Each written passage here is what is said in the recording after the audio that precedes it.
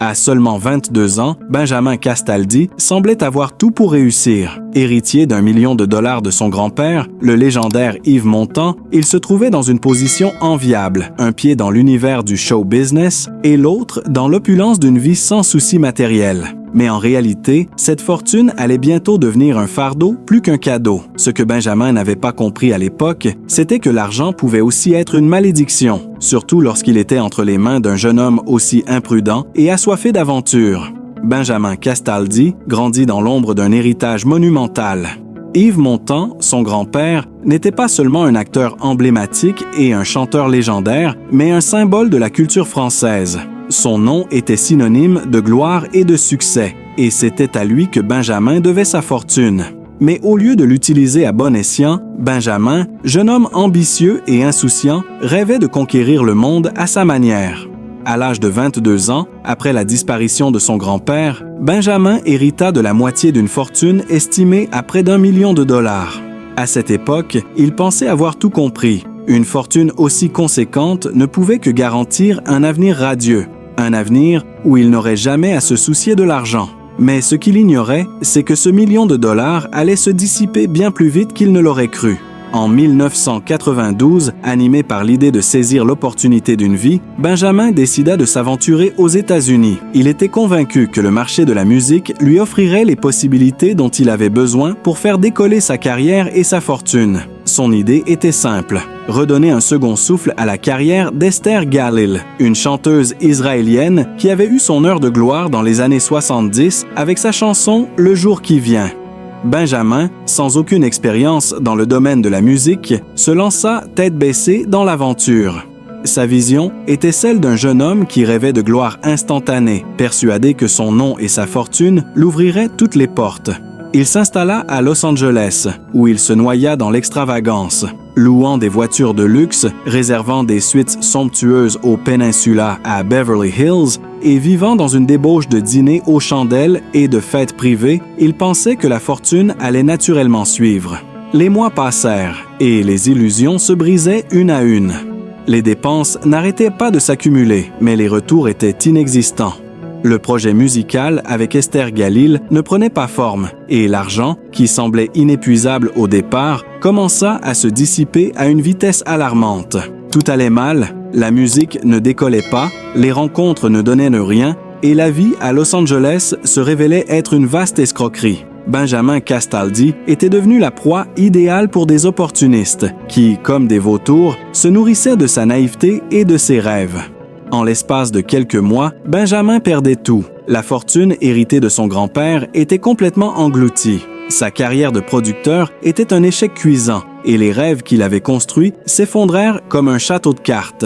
Les signes d'alarme étaient évidents, mais Benjamin n'était pas encore prêt à les entendre. Il continuait à vivre dans l'illusion qu'il pouvait encore tout récupérer, qu'il pouvait redresser la barre à tout moment. Lorsque l'argent manqua enfin, Benjamin n'eut d'autre choix que de revenir en France, un homme brisé, sans le sou. Il avait quitté Paris comme un héritier gâté, plein de promesses, et il y revenait comme un homme au fond du gouffre, accablé par les dettes et les échecs.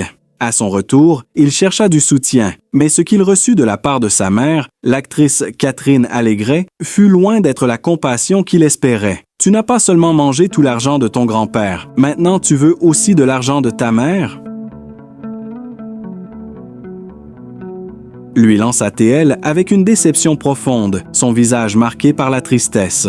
Malgré la honte et la désillusion, Benjamin n'était pas du genre à se laisser abattre. Plutôt que de se retirer dans l'ombre de ses erreurs, il décida de recommencer. Il se tourna vers Michel Drucker, l'un des animateurs les plus respectés du paysage audiovisuel français, qui cherchait des jeunes talents pour son émission Studio Gabriel. Ce fut sa chance de repartir de zéro. Accompagné de sa mère, il rencontra Drucker, qui, bien qu'hésitant, décida de lui donner une chance. Benjamin commença en tant que simple assistant, chargé de porter des cafés et de gérer des tâches subalternes. Mais ce qui semblait être un simple travail de stagiaire se transforma rapidement en un tournant décisif.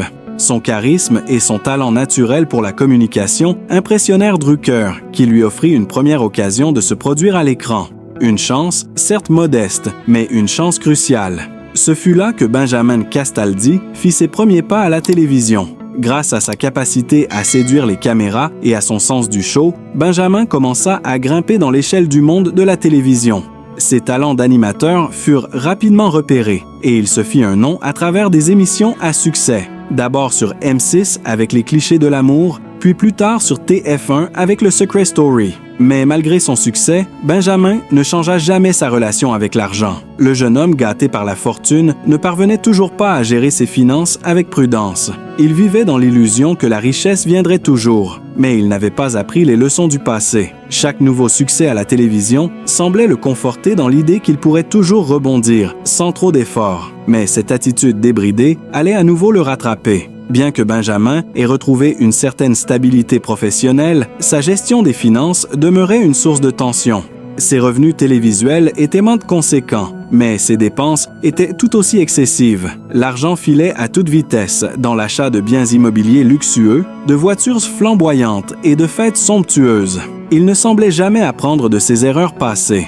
Au fil des ans, Benjamin Castaldi devint un exemple de réussite médiatique, mais également de dysfonctionnement financier. Il accumula les échecs financiers, toujours à la limite entre la richesse et la ruine, et malgré les apparences de succès, il se retrouva encore et toujours dans la même spirale de dépenses incontrôlées. Benjamin Castaldi est un homme dont le nom résonne dans l'univers médiatique français. En tant qu'animateur de télévision, chroniqueur et personnalité publique, il a connu une carrière fulgurante, marquée par des hauts et des bas. Cependant, au-delà de ses succès professionnels, Benjamin a également hérité d'une vaste fortune, une collection d'objets précieux et une position dans la société qui attire souvent l'attention des médias. Mais comment l'héritage familial et les richesses accumulées au fil des années ont-elles façonné sa vie et celle de ses proches? L'histoire de Benjamin Castaldi est avant tout l'histoire d'une famille exceptionnelle. Né dans une famille où le nom Castaldi est synonyme de notoriété, Benjamin a grandi dans l'ombre d'un père acteur et réalisateur, Jean-Pierre Castaldi, et d'une mère issue de la bourgeoisie parisienne. Dès son plus jeune âge, il a été immergé dans le monde du cinéma, des plateaux de télévision et des conversations mondaines. Mais plus qu'une simple célébrité, la famille Castaldi était également un clan de personnes ambitieuses, indépendantes et résilientes, qui ont forgé une solide réputation dans le monde du spectacle. Cependant, l'héritage de Benjamin Castaldi ne se limite pas à la notoriété de son nom. Sa mère, une femme discrète mais déterminée, a toujours misé sur l'éducation et le sens des responsabilités. Grâce à elle, Benjamin a appris très tôt la valeur de l'effort et de l'humilité. L'héritage culturel familial qu'il a reçu a toujours été un fondement important de sa carrière et de son approche des affaires, mais il n'a jamais hésité à s'en affranchir pour construire sa propre voie. En tant qu'animateur de télévision et chroniqueur dans plusieurs émissions à succès, Benjamin Castaldi a accumulé un patrimoine considérable. Mais ce n'est pas uniquement sa carrière qui a consolidé sa richesse. Au fil des années, il a fait des investissements judicieux dans l'immobilier et a acquis plusieurs propriétés de luxe. Parmi ses biens les plus remarquables se trouve un appartement somptueux, situé dans le Marais, l'un des quartiers les plus prisés de Paris. Cet appartement, qui surplombe les toits de la ville, est un mélange parfait de modernité et d'élégance classique. Ses murs sont tapissés de photographies en noir et blanc de grandes figures du cinéma français, dont son grand-père, un acteur de renom. Outre son appartement parisien, Benjamin possède également plusieurs résidences secondaires dans le sud de la France, notamment une villa au cœur de la Côte d'Azur. Cette propriété est un havre de paix, idéal pour échapper à l'effervescence de la vie parisienne. Avec une vue imprenable sur la mer Méditerranée, la villa de Benjamin est l'endroit parfait pour recevoir des amis proches et des membres de sa famille. C'est dans cet écrin de verdure et de tranquillité qu'il aime organiser des fêtes privées et des dîners intimes avec ses proches. Les objets d'art et les collections de Benjamin sont également impressionnants. Passionné par l'art moderne et les antiques, il possède des sculptures rares, des tableaux de maîtres contemporains et des meubles d'époque. Son goût pour le raffinement se reflète dans chaque coin de son appartement et de ses propriétés.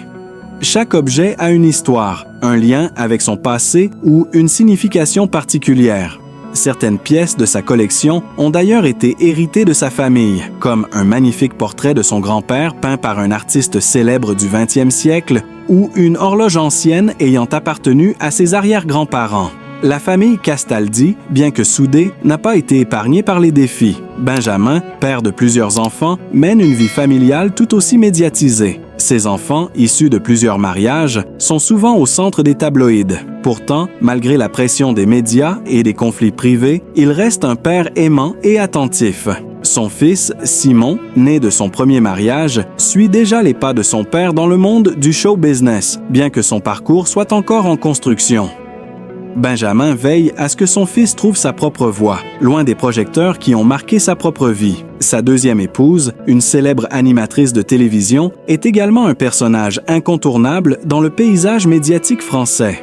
Leur relation, parfois sous les feux des projecteurs, a été ponctuée de hauts et de bas. Mais malgré les turbulences, ils sont restés unis par un respect mutuel. Ensemble, ils ont fondé une famille recomposée, un mélange de cultures et de personnalités diverses. Benjamin aime souvent rappeler que, malgré les apparences, sa vie familiale est avant tout une histoire de compromis et de réconciliation. Sa position sociale lui a également permis de bâtir un réseau d'influence dans le monde des affaires et de la politique. Grâce à ses relations avec des personnalités du monde des médias, du sport et de l'art, Benjamin bénéficie de nombreuses opportunités professionnelles, notamment dans le domaine des investissements immobiliers et des projets télévisés. Ses choix financiers sont généralement dictés par son instinct et sa capacité à lire les tendances du marché. Mais cet héritage a aussi un côté plus complexe. Benjamin a parfois fait face à des critiques sur la manière dont il gère sa fortune et ses investissements. Certains lui reprochent de ne pas avoir suffisamment diversifié ses avoirs ou d'avoir été trop exposé à des projets à haut risque. Néanmoins, il n'a jamais hésité à prendre des risques calculés, avec des succès notables dans des entreprises innovantes. Il investit également dans des œuvres de charité, bien que ses contributions restent souvent discrètes. Le plus grand défi de Benjamin Castaldi reste probablement la gestion du poids de son héritage familial. Être le descendant d'une lignée de célébrités et de personnalités publiques n'est pas sans pression.